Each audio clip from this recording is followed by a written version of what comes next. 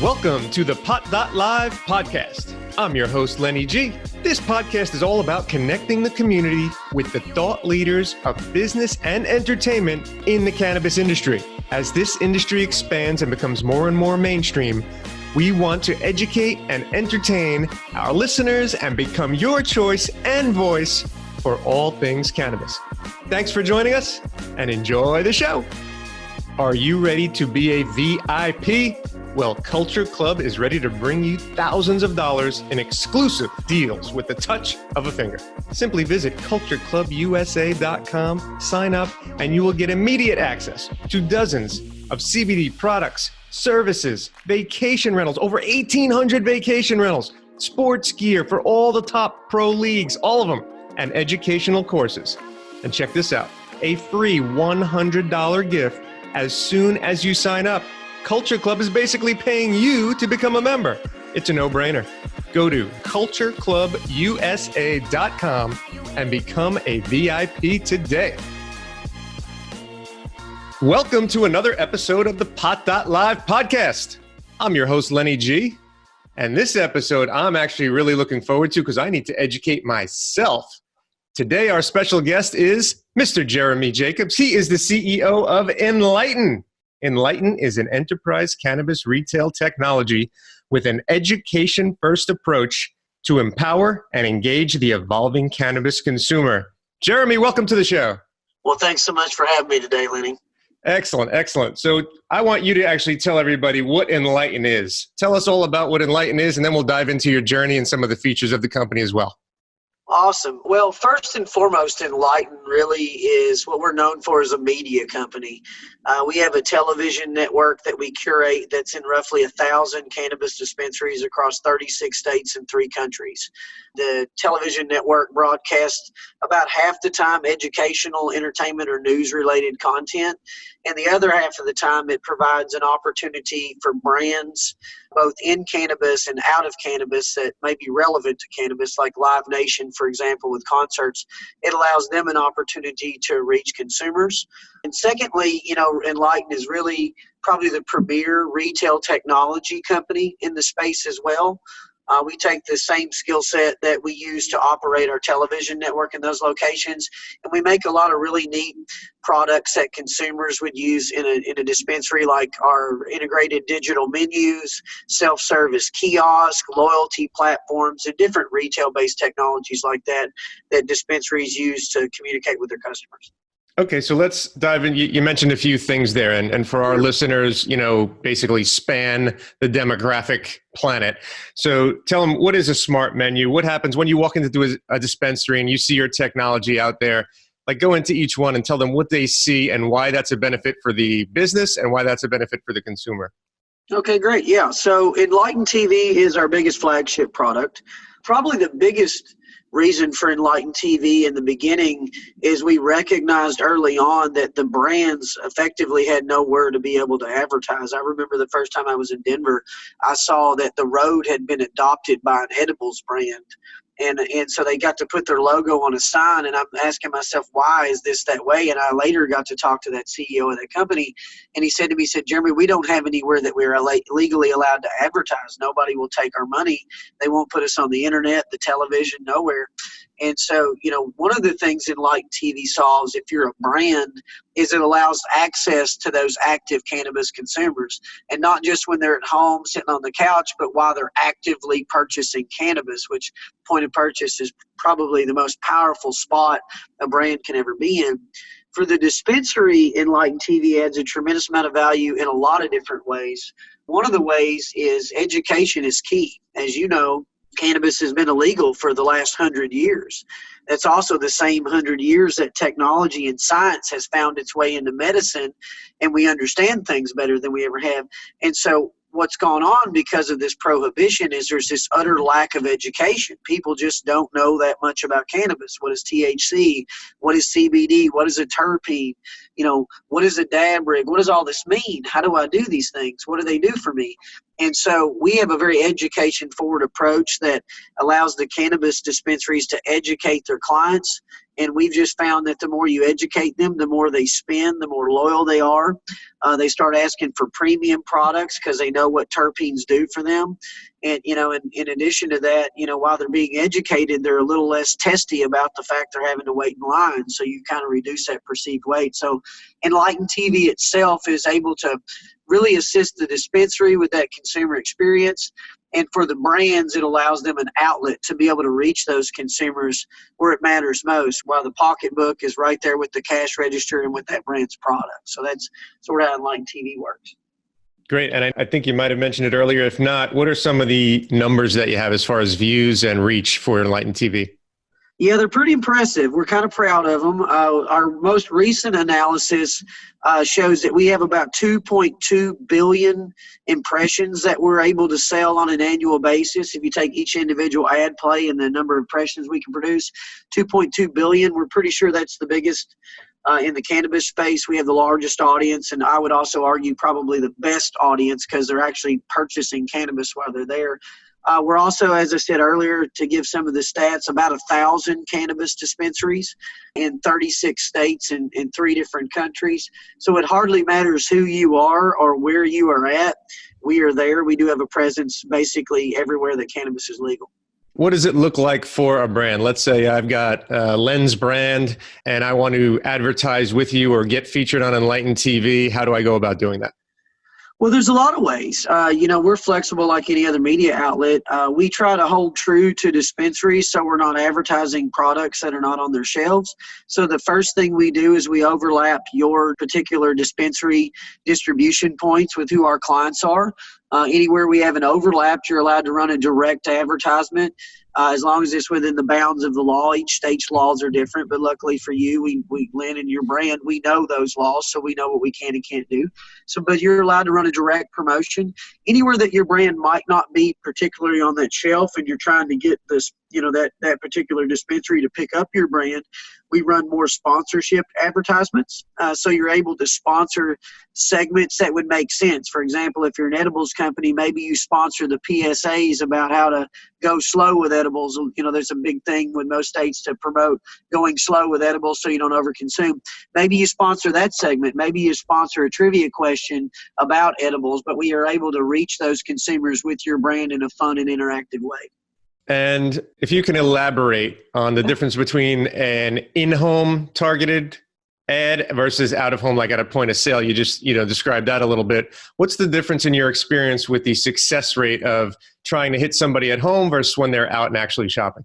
Great question. And it's one I've been working on for the last decade of my life. So the numbers, and it doesn't hardly matter which stats that you want to look at, and we've got a mountain of stats, we can provide to anyone. The numbers are incredible, and it's really basic. When you reach somebody while they're on their phone at home, or maybe they're out doing something else, and it's about a particular product, you're top of mind in a particular situation where being top of mind isn't really that relevant. Let's say they're in a salon and all of a sudden they see a cannabis ad in their email, or maybe they're not that you can do this, but if you were on Facebook at the auto parts store getting your car worked on and you saw a cannabis ad while you're on Facebook, it's not really relevant at that moment in time. So you don't typically see a direct lift from that. You made brand engagement and brand awareness, but you can't sell the product at that moment. When you're literally within the store at point of purchase where that product is at, what you're able to see is that actual sell through. And, I'll give you an example. When I was young, and I'm kind of showing my age here, I know I saw an advertisement on television for Pepsi Clear. It was when Pepsi came out with the clear soda. Instead of the dark colored brown soda, it was clear, and everybody was fascinated by it.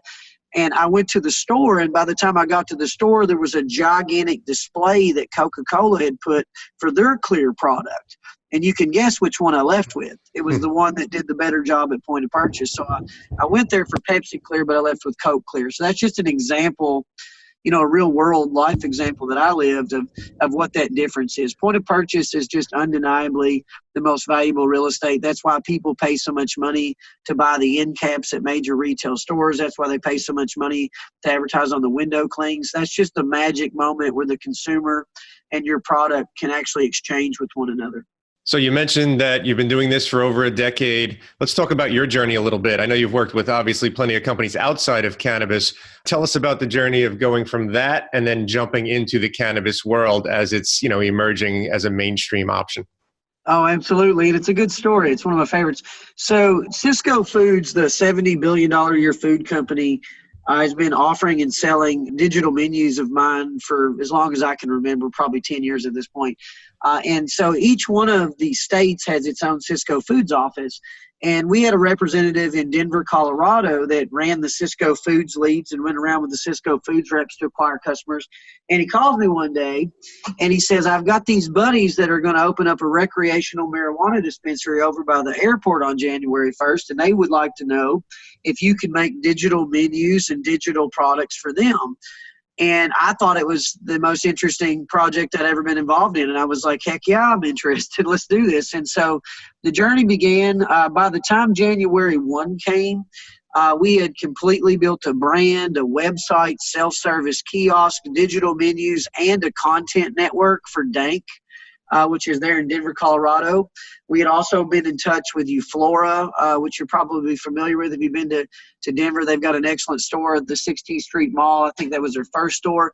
And they have a very unique presence where they've got an iPad that has all the information about the strain itself. And you can play with that iPad and learn about where it came from, what strains are its parents, how it makes you feel. And we built that technology. So by January 1, we had built an entire slew of products for cannabis, and we just never looked back. That's great. And it's funny because there's so many successful business executives that are jumping into this industry, but doesn't mean you have to be touching the plant, as most people think. That's the stigma, hey, touching the plant, selling weed. That's not really the case. There's a whole bunch of different ways to be successful in this industry.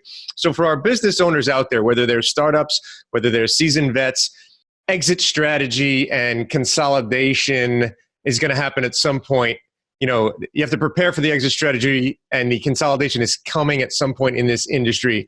Where do you see it? What kind of advice, just on a business level point of view from your experience, for that young startup or seasoned vet of how to position themselves for that? Yeah, so, one of the things as you're, kind of entering into the cannabis space as an entrepreneur is to try to find your niche. There's a lot of room in the space. I see new products, especially ancillary products, created every day. So try to find a niche product. But I'd also, as you're building that business, look for who its parent might become in the future. We get a lot of phone calls on a regular basis from people that have made, maybe a very niche specific kiosk or very niche specific digital product, and they become interested in being acquired by us. And so my advice would be to first figure out a niche that you don't really have any competition in, so you have a very specific product with a very specific message. And then secondly, try to identify who that potential acquirer might be and build that company in that direction. And what's the best way for people to learn more about Enlighten? Well, give us a call. That's one way. Another way is our website's pretty robust. We're adding to it daily. But I would say my favorite future way to do it is we just bought a 43-foot long RV with 3 slides on it that expands out into a pretty large space on the inside. We have completely gutted it, and we have built a high-end marijuana dispensary on the inside of it where all of our products are featured. You can interact with them and play with them in a real-world type scenario, complete with fake weed on all the shelves. And so it's a very engaging experience. You can see where the cannabis is going to be at by visiting therealcannabus.com. If you would like therealcannabus.com to stop by your dispensary or within your area, there's a request form there. And we're literally going to be touring the United States of America from now on. And the main website is getenlightened.io. Is that correct? That is our main website, getenlightened.io. And then the bus has its own website, which is therealcannabus.com. Great. All right. So let me back up a little bit on advertising. So Sure. What are your views? Obviously, I love what you're doing with just capturing the consumer at their point of wanting to purchase something and educating them and building that trust for them to purchase from whatever brand you're advertising. What about social media presence in the overall landscape of cannabis? What's your views on utilizing social media as an advertising platform in addition to what you're offering, or as a substitute for maybe people that have different budgets? What are your thoughts on that? Social media is probably one of the most powerful forms of quote unquote free media on the planet. Nowadays, a lot of people, they either make decisions based upon an advertisement they've seen at point of purchase or the positioning of a product, but they also make a lot of decisions based upon friend recommendations. I highly encourage people to engage heavily in social media as much as they can as a brand to build that following and gain that loyalty, get those product recommendations. And so much so, we actually have a specific product called Social Wall that leverages that. And the way that works is it's a screen that goes inside of a dispensary, and we're able to follow whatever hashtags that you want to follow in that store. So the way that works from a consumer engagement standpoint is a consumer walks in, they see that you've got this screen, they see the instructions are, if you take a picture, if they take a picture of themselves with the product, and hashtag a certain hashtag, that they're instantly going to show up on the screen. So we've gamified this experience for the consumers. So they're very much induced to want to engage with that digital sign and see their picture up on the screen. So they hashtag your hashtag. And so now what they got was they got to see themselves on this big TV. And what you got is the X amount of thousands of followers that they have just saw them in your dispensary, hashtagging your dispensary or your brand. And so that's a way we've taken digital signage technology and seen that social media is very powerful. And how is it we can accelerate that for your brand? And that's by gamifying that for the consumer. Yeah, so basically you're creating your own army of free brand ambassadors out there by doing that. That's great. That's exactly right. And what you traded for them was their 5 seconds of fame because they got to be up on that screen. Yep. Everybody wants to see themselves. That's for sure in this world. That is a fact. There's a lot of selfies on the internet. What are your views on and when I say political, I don't mean either side of the fence, but on the political landscape of legalization? Do you have a time horizon that you view as when medical is going to go federally legal versus recreational, or are you just kind of waiting and seeing and working with who you can right now? So, we follow legalization on a federal level a lot. I was the executive director of Kentucky NORML for a long time, and it attempted to legalize cannabis in Kentucky, which sometimes feels like a futile effort. I don't say this often, but I'm sort of proud of Congress right now. I'm disappointed in Congress in a lot of ways, but I'm sort of proud of Congress in the way that I believe the count of number of bills that contain some sort of federal marijuana legislation is up to like 38 now. It was the last count that I saw. It's mentioned in there. I find that to be impressive.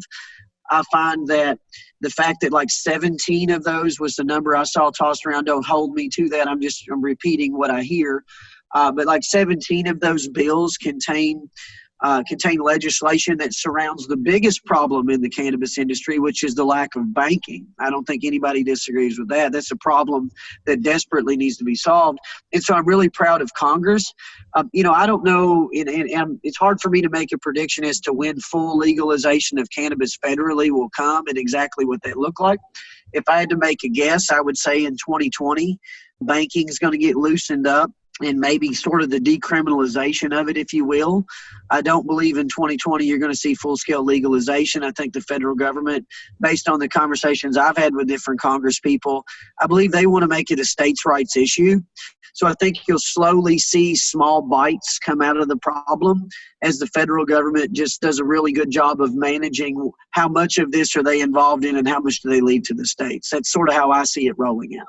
And we usually finish up with the same question. So I'm going to ask you, what is something that you're super excited about in the industry and something that concerns you? Well, I'm super excited about how the industry is now taking what I feel like is a big turn towards education in general. I feel like the fastest growing demographics are now seniors. Before that, it was 40-year-old soccer moms. So the demographic is evolving, and I think that has a lot to do with education. There's a lot of education out there. We do a lot of education. There's a lot of education on the internet. I'm extremely proud of the industry for that we have now brought in consumers and demographics that, don't fit that stereotype, and I find that to be impressive. I feel disappointment in the industry, mainly on the states and their specific legalities. we've got 30 something states out there, and we got 30 something different sets of rules. And I've just really never seen any that solve all the problems. In some states, we've got way too many cultivators, and so the prices are so low they can't make any money. In other states, there's too many advertising restrictions. And I feel like the improvements can come in really stepping back and analyzing what's gone well with regulation in certain states and what's gone poorly, and states being more proactive in adapting to that. I think that's a big problem that we need to fix, because if you talk to somebody from any state, they very quickly can tell you exactly what's wrong with their state. And so my question is, why are we not doing anything about that? Excellent. Excellent. Thank you so much, Jeremy Jacobs, for being a guest on the show, for sharing your experiences and offering those solutions that Enlightened does. Thanks, my friend. Hey, thanks a lot, Lenny. All right. We'll see you next time, everyone, on the Pot.Live podcast.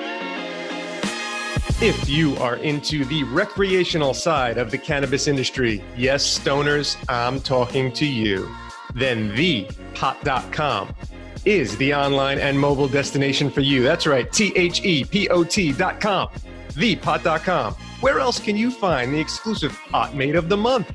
Take a pot quiz and win prizes. Scroll through hilarious memes and jokes and check out the latest podcasts, news, and trends, all while having your own profile and voice in the pot.com forum. Visit thepot.com today and get lit.